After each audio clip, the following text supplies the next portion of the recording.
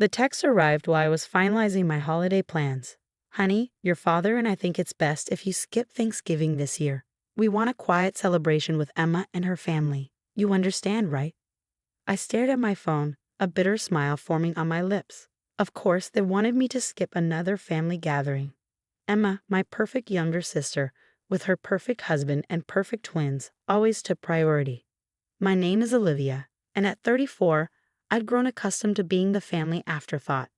While Emma got the spotlight for every minor achievement, my successes were met with polite nods and quick subject changes. Even when I made partner at my law firm last year, my parents managed to turn the celebration dinner into a discussion about Emma's twins starting preschool. Sure, Mom. Have a wonderful time, I typed back, my fingers steady despite the hurt churning in my stomach. What they didn't know was that their text had just confirmed my decision about the surprise I'd been planning. 3 months ago, I purchased a stunning villa in the French Riviera, a move I kept quiet from my immediate family. The property, with its breathtaking Mediterranean views and spacious rooms, was perfect for what I had in mind. You see, while my parents and sister lived in their small bubble, I maintained close relationships with our extended family. Aunt Marie, who taught me to bake when my mother was too busy with Emma's dance recitals.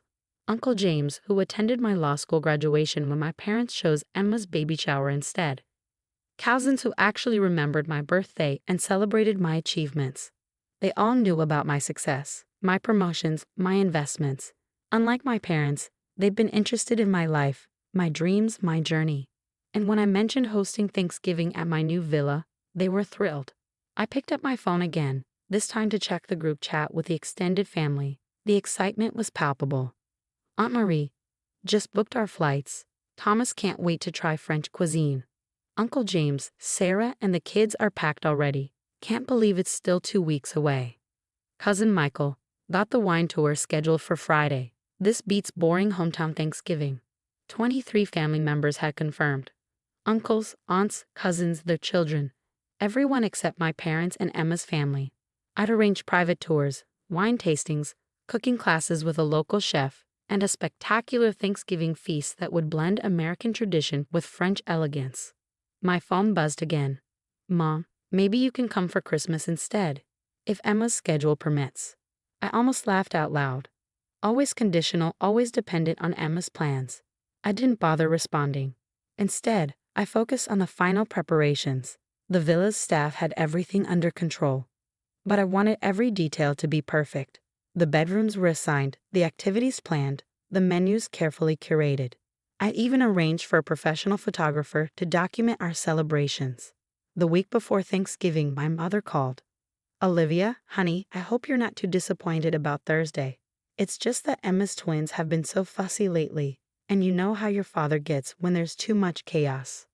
Don't worry about me, Mom, I replied, watching the Mediterranean sunset from my villa's terrace. I won't be alone. Oh, do you have plans with friends? The surprise in her voice was almost comical, like I couldn't possibly have a life without their inclusion. Something like that, I said vaguely. Actually, I should go. I have some arrangements to finalize. Arrangements? Olivia, you're not working through Thanksgiving, are you? You know how we feel about. Goodbye, Mom. Give my love to Emma and the twins. As I hung up, my Aunt Marie's car pulled into the villa's circular driveway. She and Uncle Thomas had arrived early to help with the final preparations. Watching them exclaim over the villa's beauty, I felt a warmth that had nothing to do with the Mediterranean climate. This is incredible, Olivia. Aunt Marie hugged me tight. Your parents have no idea what they're missing, do they? I shook my head, smiling. They're about to find out. Uncle Thomas whistled as he took in the view. Their loss is our gain. Though I can't wait to see their faces when the photos hit social media. Neither can I admitted. Neither can I. The next few days were a whirlwind of arrivals. Cousins with their families, uncles, aunts, each arrival bringing more joy and excitement to the villa. Every room filled with laughter, every meal an impromptu celebration. This, I realized, was what family was supposed to feel like.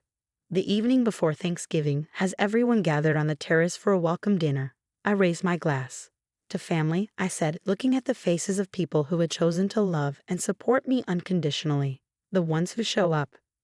23 glasses clinked in response, and I knew that tomorrow would be unforgettable, not just for us, but for those who had chosen to exclude themselves from this gathering. Little did my parents know, their peaceful Thanksgiving was about to become a lot less peaceful when they saw what they'd missed. Thanksgiving morning at the villa was everything I'd imagined and more. The scent of freshly baked croissants mingled with traditional turkey aromatics, as our private chef balanced French cuisine with American tradition. Children's laughter echoed through the marble halls as my younger cousins played hide-and-seek among the antique furniture. My phone buzzed with a text from Emma. "Happy Thanksgiving. Mom wanted me to check if you're doing okay by yourself. We could FaceTime later if you're lonely." I glanced around at my bustling villa. Aunt Marie and Cousin Sarah were arranging flowers in the dining room, their animated discussion about table settings punctuated by frequent laughter.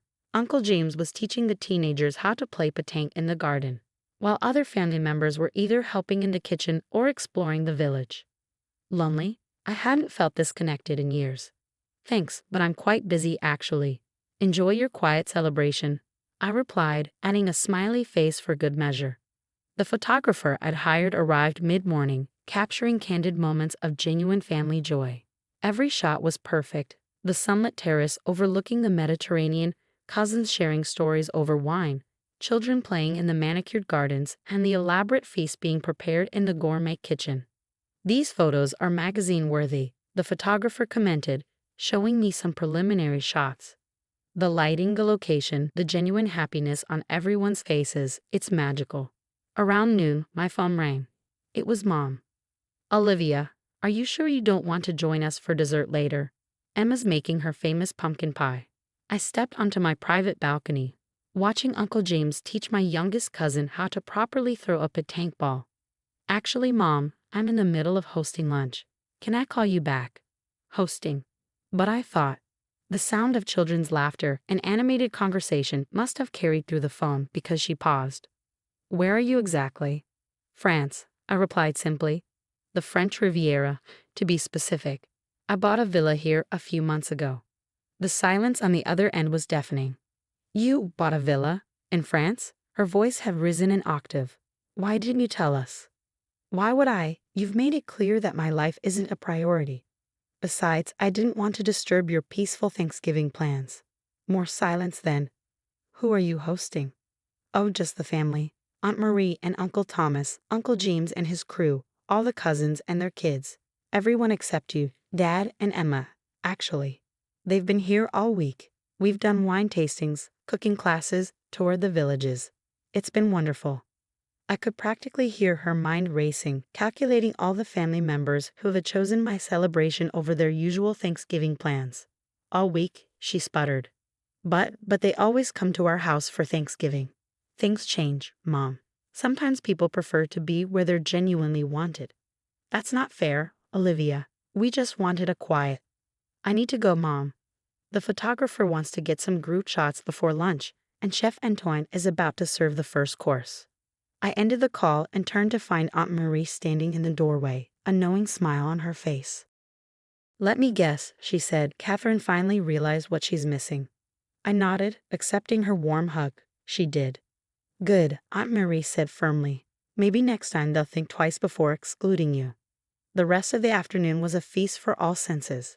Chef Antoine outdid himself with a menu that married traditional Thanksgiving dishes with French haute cuisine. The turkey was perfectly cooked, accompanied by both classic stuffing and local delicacies. The wine flowed freely, each course paired with selections from nearby vineyards. As we gathered around the long table on the terrace, the setting sun painting the sky in brilliant oranges and pinks, I couldn't help but feel grateful. Not for my parents' exclusion, but for the reminder it had given me about what true family means. My phone had been buzzing constantly, texts from Emma, more calls from Mom, even one from Dad. But I ignored them all. Instead, I focused on the moment.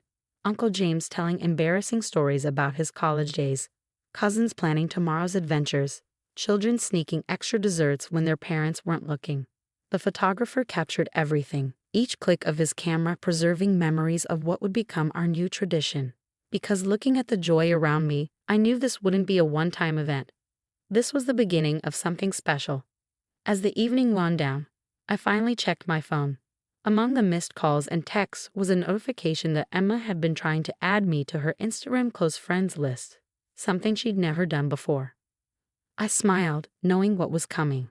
Tomorrow, when the photographer's pictures started appearing on social media, when the extended family began sharing their stories and photos of our magnificent French Thanksgiving, my parents would truly understand what their desire for peace and quiet had cost them. But that was tomorrow's drama. Tonight, I had a family to celebrate with, one that had chosen to be here, chosen to include rather than exclude, chosen to create memories together in this beautiful place. And that was something to be truly thankful for. The day after Thanksgiving, I woke up to the sound of waves and excited chatter from the garden. Through my balcony doors, I could see several cousins already enjoying breakfast on the terrace, while the children chased each other around the fountain. My phone had exploded overnight. The photographer had delivered the first batch of photos, and as planned, everyone had started sharing them on social media. The images were stunning: sunset dinner on the terrace, children playing in the Mediterranean garden, elegant table settings with the sea as backdrop, and countless candid shots of genuine family joy. Aunt Marie had posted an album titled A Thanksgiving to Remember, with a caption that read, "When one door closes, another opens in the French Riviera. Thank you, Olivia, for showing us what family celebrations should feel like." The likes and comments were pouring in, including from my parents' social circle. Their country club friends, church group, and neighbors were all commenting on how magnificent everything looked, asking why Catherine and Robert weren't there, wondering about the beautiful villa. Emma called first. "Why didn't you tell me?" she demanded, her voice a mix of anger and envy. "A villa in France, the whole family there, Mom's having a meltdown." "Tell you?" I replied calmly, watching the morning sun sparkle on the water. "Like you tell me about your family gatherings, like you told me about the summer barbecue last month or the twins' birthday party. That's different. Those were small." "No, Emma, it's not different. You and Mom and Dad created your little exclusive circle, and that's fine. I created something better." I could hear one of the twins crying in the background. Emma's voice dropped to a whisper. "Mom's devastated. All her friends are asking questions. The Hendersons even canceled their Christmas dinner with us to accept your invitation to New Year's here. I hadn't even announced my New Year's plans yet, but apparently, the family had done it for me." "Good." "Well," I said, "I guess Mom got the peaceful holiday she wanted. How was it?" Emma was quiet for a moment. "Boring," she finally admitted. "Dad fell asleep watching football, the twins were cranky, and Mom kept checking her phone every 5 minutes after your call. It wasn't like Thanksgiving should be." "No," I agreed, "it wasn't." After hanging up, I joined the family for breakfast. Uncle James was organizing a boat tour for the afternoon, while Aunt Marie and Cousin Sarah were planning a trip to the local markets. The kids were debating between the beach and the pool, and someone was suggesting a picnic in the vineyard. Then my father called. "Princess," he started, using his negotiating voice, the one he used to use when he wanted me to give up my plans for Emma's sake. "Your mother and I have been talking." "Dad, I'm actually heading out for a boat tour with the family. Can this wait?"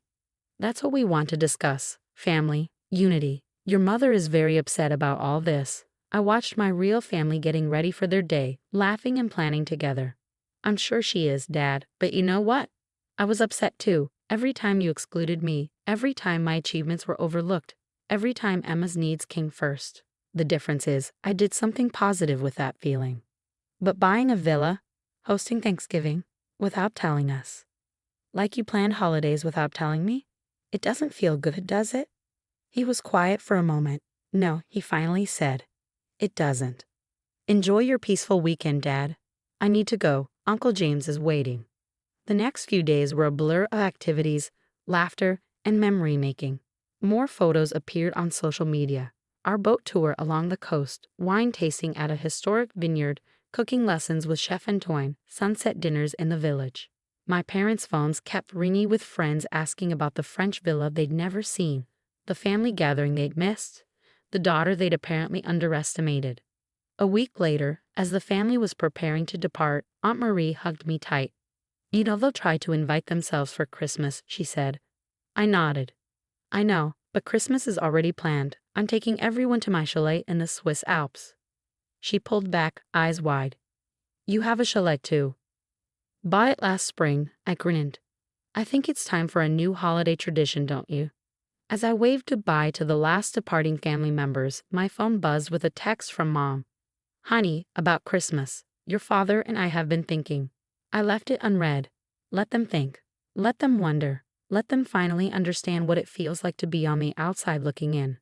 Because sometimes the best revenge isn't about getting even. It's about creating something so wonderful that those who excluded you can only watch and regret their choices.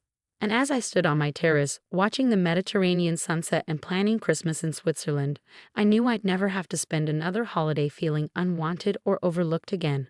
I'd built my own traditions with family who chose to be there, in places that took their breath away.